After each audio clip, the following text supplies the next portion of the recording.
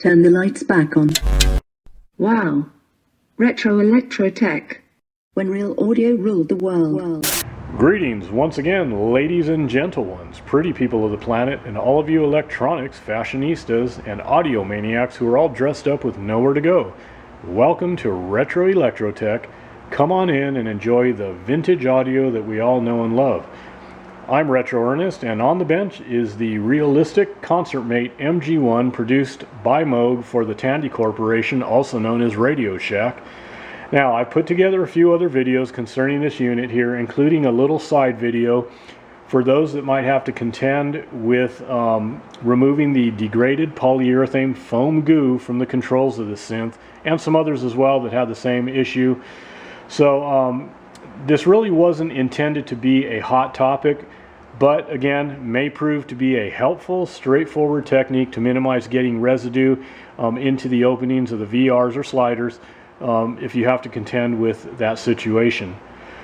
Again, you know, it was quite the job cleaning up that mess, not only from the switches and the VRs, but from the board, components, the wiring. So I even had to roll up to the scene with the crash cart of cleanliness here and get busy. Now, everything is cleaned and degooed, relubed. The only thing I have to clean up now is the underside of the control panel there. And let me just go ahead and zoom in on that real quick. And there we go. So as you can see there, that's the last of the degraded polyurethane foam. And that will be much easier to clean compared to, you know, dealing with the circuit board and the components and all that. I can easily scrape that off, hit it with some solvent, and get rid of the residual there. Also too, I ordered some industrial grade closed cell neoprene foam to add there, which of course acts like a barrier against you know, dust and debris getting in and affecting the VRs, the sliders, the switches, and whatnot. Mainly the VRs.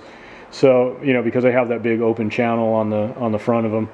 So anyways, that's on order.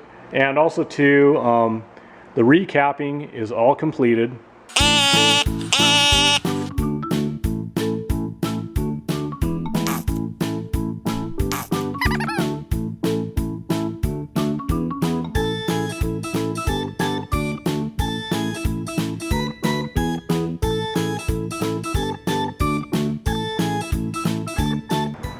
So there you have it. Until I get the foam, I can't really go forward because of course I have to get that mounted on the underside, and then I can get this thing reassembled and go from there. Now, I've decided not to produce any more video footage as far as the servicing of this because number one, I don't have too much more that I have to do. I already you know, performed an initial power up in the beginning. Function tested this unit good enough, and I'm satisfied with its performance, at least to the extent that I function tested it. I am going to go into a little bit more function testing, obviously off camera when I get everything installed and in preparation for the big performance. Now, yes, the big performance, but I'll get into that in just a moment.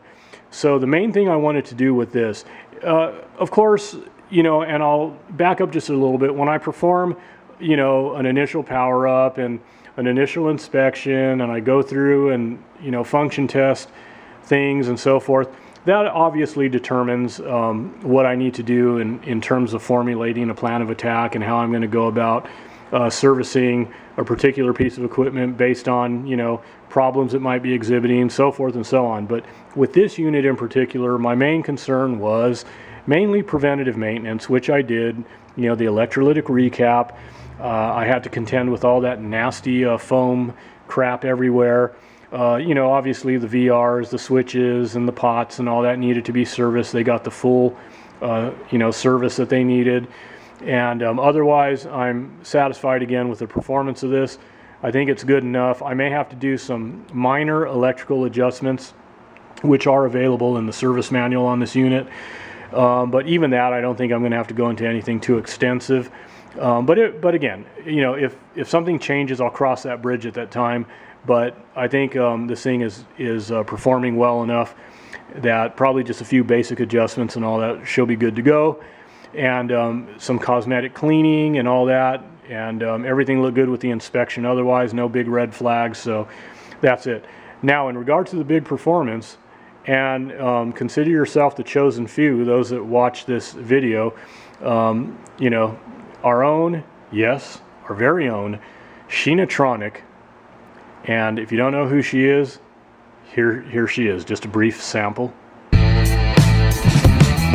Okay, yes, our own Sheenatronic, the master synthesist, head of security here in the shop, world-renowned fashion model, the whole 9 yards. You know, she's got it. When you're hot, you're hot. So so there you go. Stay tuned for the big performance. She is going to be performing and demonstrating this unit in all of its glory. So, as I always say, again, stay tuned. Peace, love, rock and roll, and of course, vintage audio. This is a poor man's shoe production.